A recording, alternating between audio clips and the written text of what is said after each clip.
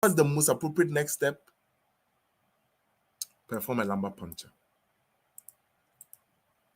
Okay, so what is the trick we are learning here? Trust your gut. Do not overcomplicate stuff. And you realize that, especially when people are taking the mock, they'll get a lot of points right, and then after that they go back and they start thinking, they start changing. That's a problem. Dr. Salil says, why not CT scan first? Oh, CT scan is not going to even tell you the kind of organism which is causing the issue anyway. And I like what Dr. Othman said here. Extra tip, do empiric antibiotics after LP until results are back with specific organism. And that is the truth. That's the truth. CT scan is the tunnel of death. That is the truth.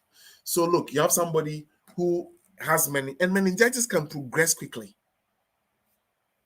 So quickly get your LP. As soon as you get your LP, start antibiotics. Make sure the patient is stable. Never put an unstable patient in a CT scanner.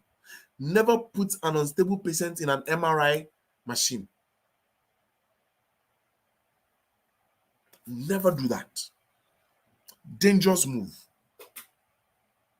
Rather keep the patient out. After all, the CT scan is only going to confirm or rule out a particular diagnosis you're thinking about. Why put the patient through that when you've not even stabilized the patient's vitals, when you've not even done your lumbar puncture? Because meningitis, can you imagine? It's an infection around the brain. It can really go south quickly. All right, doctors, is that okay? Please subscribe to the YouTube channel. Let's go to the next question. So the correct answer is B, perform a lumbar puncture. Why is it so? The classic signs of meningitis, fever, headaches, neck stiffness, necessitate a lumbar puncture to confirm the diagnosis. Although IV antibiotics are important, diagnosis must be confirmed first, unless treatment needs to start immediately.